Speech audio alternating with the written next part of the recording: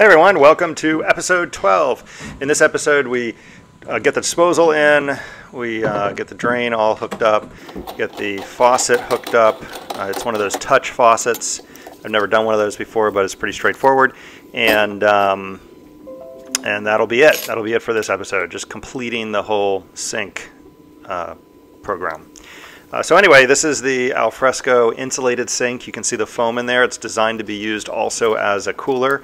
If you wanted to load it up with ice and beer or something, it would keep the ice cold longer than a non-insulated sink. But I primarily got it for the shape. It fit the application. It's not ideal, but it matches the side burner, and it'll just work. It'll be good. Anyway, I removed the drain that came with the sink and then scraped off all of the plumber's putty that was there from Alfresco. And here's the new drain that goes in the sink. These things are really straightforward. You just loosen them up so that you can access that ring, pop that spring ring out, and then the whole thing just comes apart.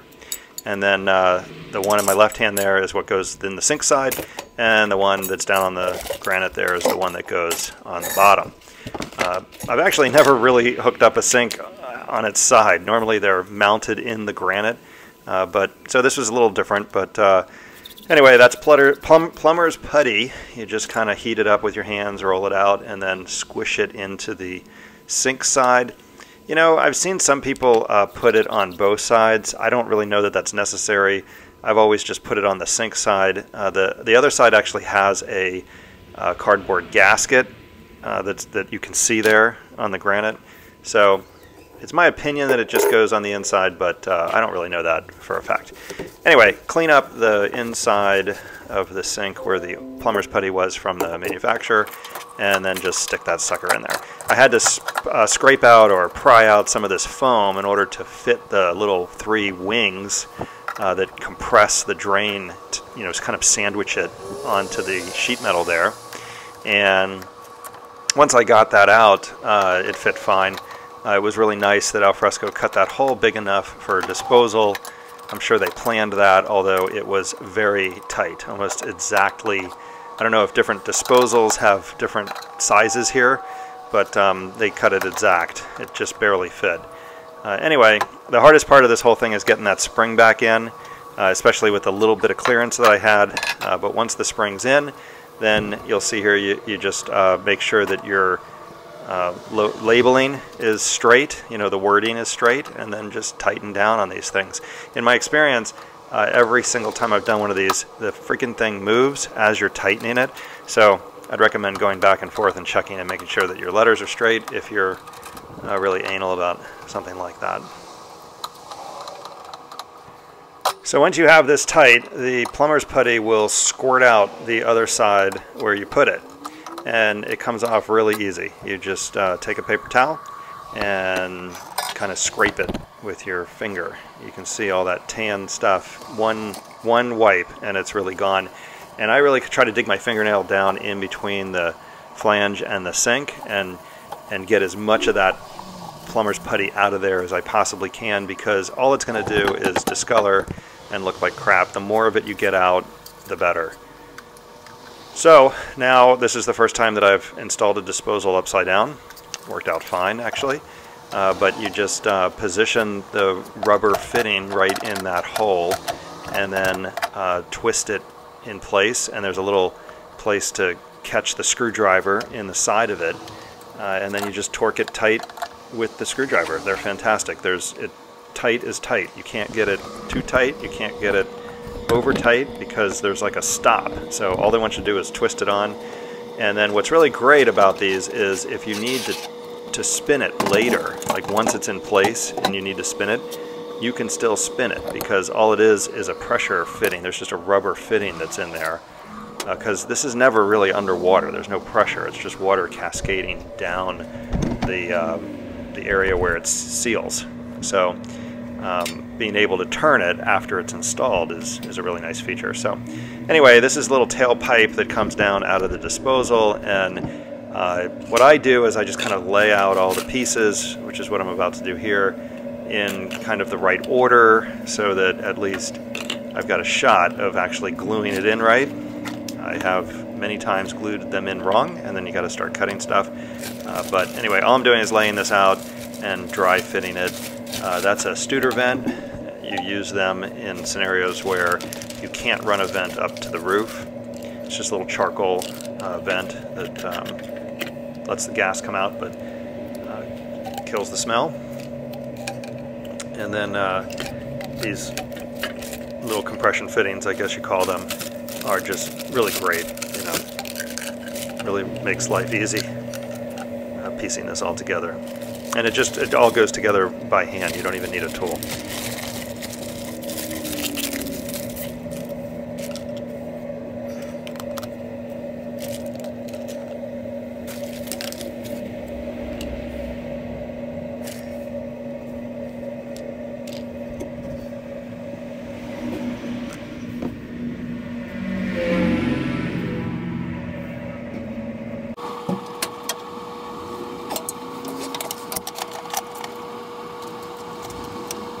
Here I am cutting this pipe. This pipe went in episode 2, I think, or maybe 3, and finally I'm cutting it to the right height. You can see I'm cutting it just slightly higher than the original pipe, which disappeared into the wall. So I could have probably used that pipe that came out of the wall, but I'm glad I reran the whole thing anyway. But moment of truth here, because I only get one shot at this. I would hate to have to, you know, put a union on there if I screwed it up, but I got it at the right height.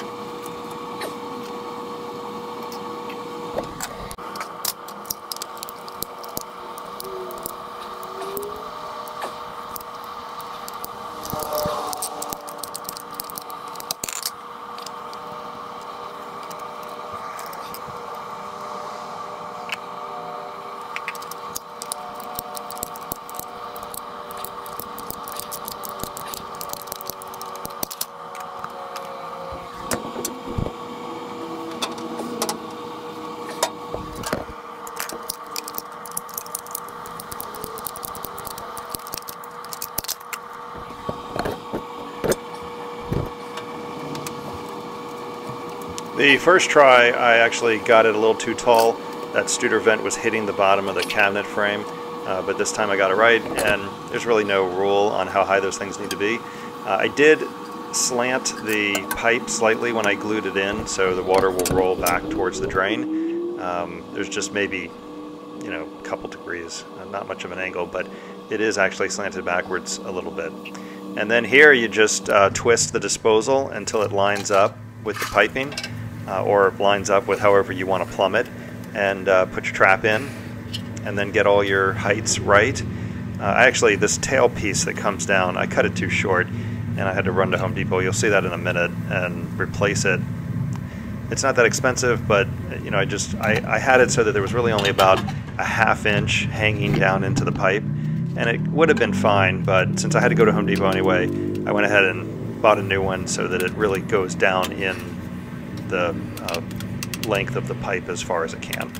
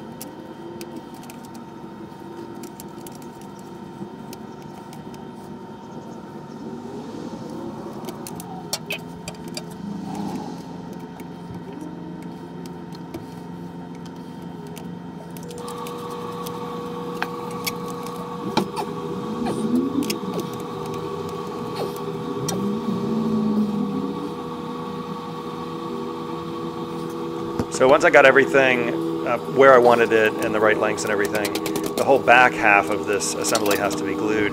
So I popped that elbow off, and that's what's so great about this disposal is that little black thing is just held into a rubber fitting with a hose clamp. You can just pop it out whenever you want. But anyway, glued everything up, and amazingly it came out pretty darn close to how I put it together when I dry fit it, and it actually came out straight, which doesn't always do that for me. So really pleased with the way it came out. But anyway, once everything was glued up, then I just glued that elbow back in position, and that pretty much was it, other than just tightening all of the compression fittings for the trap and everything.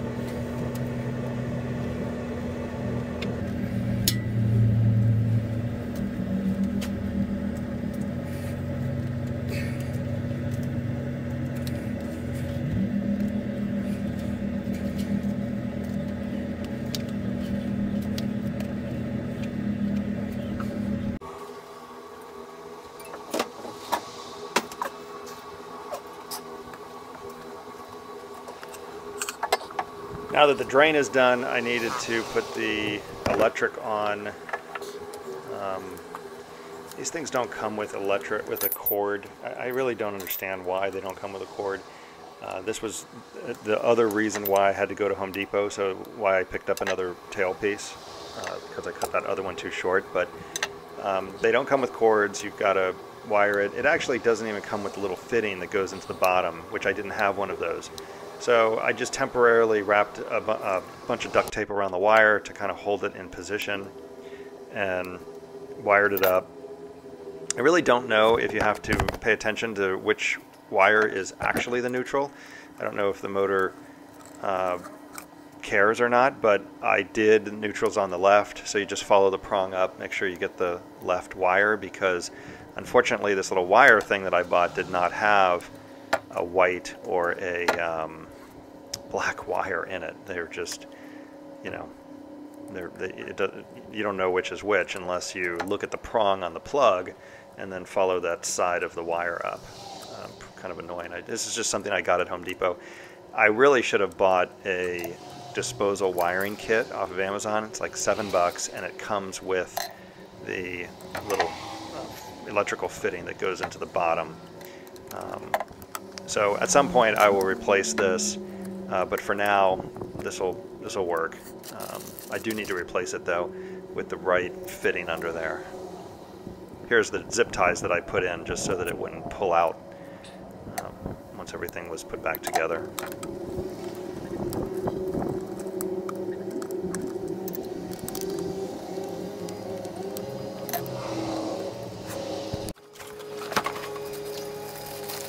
And here's the faucet that we chose. It's a hand motion faucet.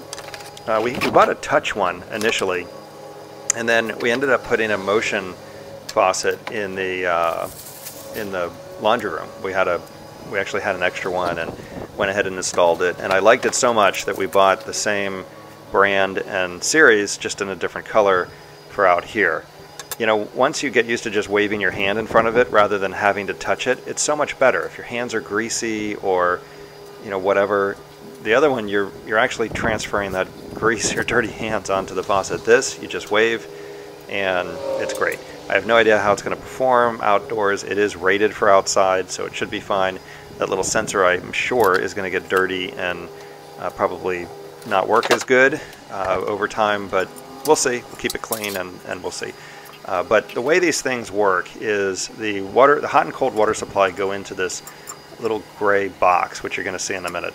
And then everything, all the valve and the Wi-Fi and everything is in this little box. And out of the box comes 2 cords. One cord goes up to the faucet, one cord goes to the battery pack, and then one hose comes out and goes up to the faucet. That's the gray box that you can see now is where all of the magic happens. So outside of just being kind of technical, it is so easy to put together. You need a wrench. They actually give you the tool to tighten the nut down to get the faucet secured to the granite, but everything else is just press fittings or compression fittings into the supply lines, which you just need a wrench for. This was so easy, and it worked perfectly the first time.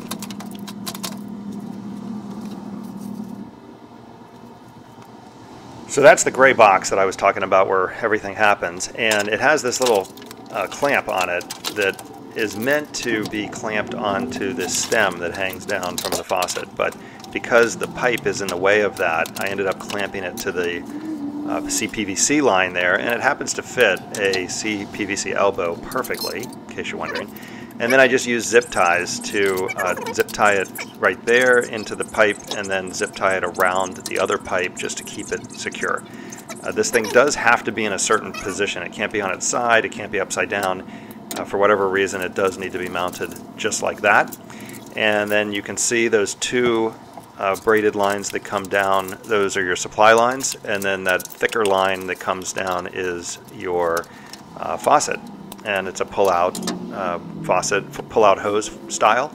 So there's a weight that gets attached. And here, I couldn't really figure out what I was doing. I couldn't see it, and it wouldn't go up in there, and I didn't want to force it. So I ended up cutting the zip ties, because I really had them in there nicely, but I had to cut the whole thing and flip it upside down and look at it to figure out what I was doing wrong. And it was really obvious. There was just this protection fitting on the end of the hose that I needed to remove, and I didn't realize that. So once I removed it, it popped right in. I tried this hose on the front side and the back side of that propane line there that goes into the house, and it just works better on the front side, so that's where I left it.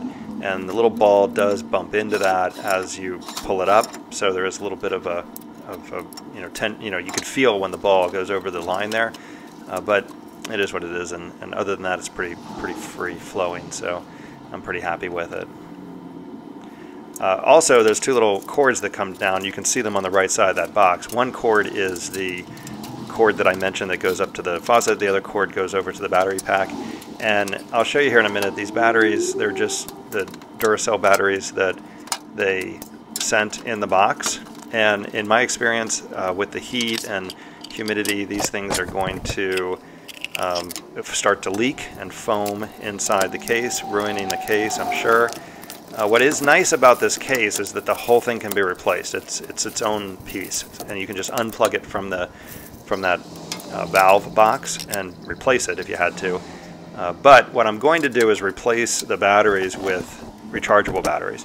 I'll do that, at some point here in the future before they fail, because they're just going to fail. And in my experience, those rechargeable ones, they don't leak like the disposable ones.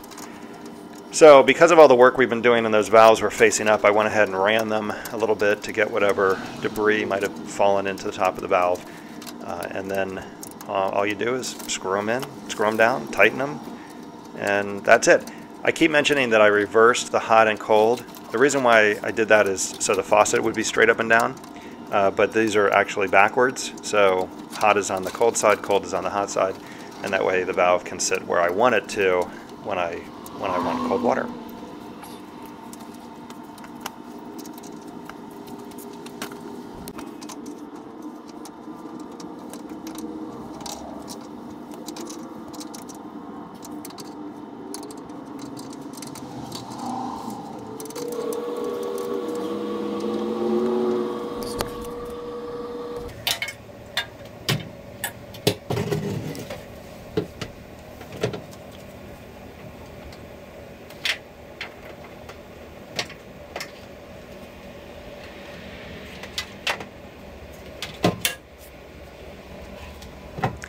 So the only hang up was getting the cord to go over the two sections of cabinet framing that were in there under the sink, and then line this all up and hook it up to the disposal with that little hose clamp. I actually had to come back and straighten all this after I got done with this video, but it all went in there perfectly. And when I turn the disposal on, you're going to hear this grinding noise. Hear that? You'll hear it again in a minute. So this is like the second or third time that this has happened to me, where the little nubs that grind up the food, they're all facing in the same direction, I guess, and it causes the thing to be off balance, and it just shakes and vibrates like crazy. As soon as those little nubs straighten themselves out, it runs perfectly smooth and balanced like it should. You'll hear it again here in a second. Yeah, so that's a bad sound, but it's not really, nothing's wrong. You just have to turn it on and off a couple times to get it to line up. I'll give you a quick tour of the sink now that it's completed, and I did start in on this, but that's for another episode. So let me show you this. It works great. You basically just wave your hand in front of it and it comes on. Everything drains really nicely. The disposal works and it's super quiet. And you can see it's coming out cold. You wave your hand again, it shuts off. And I did set it so that cold is up. If you pull it forward, it'll turn hot. But I didn't want it to be in this position all the time because I want it to be cold normally. So that's why I reversed the hot and cold hoses down there. And then if you want to pull this out, you can pull this out. You can turn it into a sprayer to spray stuff off and stick it back in and shut it off, right? So that's it, that's all there is to it. I'll show you up under here. So everything fit really nicely. There's the disposal. Here's the switched power for the disposal. There's the batteries for the faucet. And then of course the drain. And I think, I don't know if I mentioned it, but I did not put the gasket on here. In my experience, they crack and then this starts to wobble. I really have this tightened down pretty tight. So I usually skip the gasket when it's on granite, but just in case for some reason I ever wanted it, I put the gasket here and the tool to free the disposal. If it gets jammed, I zip tied that to the drain, and that's it. That's really all there is to it. So all this is complete, and in the next episode I will do a couple things. I'll build a frame for under here so that this drawers can be level with the top of the fridge, and then I've already started this, but I'll show you how I'm doing it. Concrete board, and then there's a vent, and then this will be covered with the same stone that's there. And then I've got to do these two columns, but I can't do the front really until I get the doors because I don't know the final dimensions of the doors. So what I think I'll be able to do is this side, I can probably do this side, the front, this side, but I'll have to leave these. And then I'm gonna just really need to decide if I can do the stone here because I won't know how it's going to, well, yeah, actually I will. I'll be able to do the stone there too. So quite a bit more stone work left to do, but overall it's almost done. So this is the end of this episode. Thanks for watching, and please subscribe. Thanks, see ya.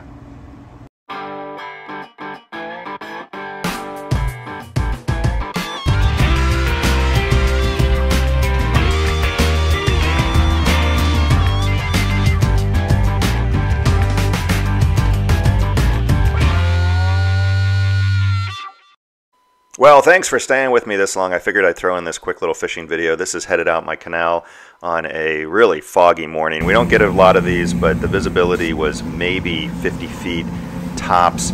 Once I cleared land here, we're out in the river, and I had to navigate off the chart plotter entirely because you really can't see anything.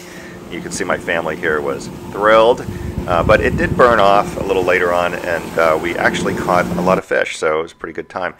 Here we're reeling in a nice little trout, and there's almost nobody out here, so we really almost had the place entirely to ourselves. I can't even count how many trout we caught, so trout bite was pretty good. Got this cool sailboat photo, nice snook, another big trout, and caught this pompano, which ended up being lunch. So tasty fish tacos right there, which was way better than breakfast. And on the way back in, you can see I caught this scene here. These guys are putting up this thatch roof on a tiki hut. I'd never actually seen that done. So pretty cool. And I wanted to throw in this shot. This was from much earlier when the fog hadn't lifted yet.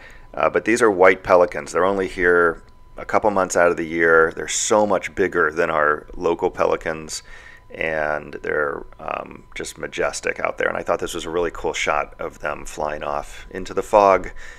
Anyway, this is it for this video. Thanks so much for watching and supporting the channel. I really, really do appreciate it. And please like and subscribe if you want to be notified of future videos. And that's it for this one. See you next time.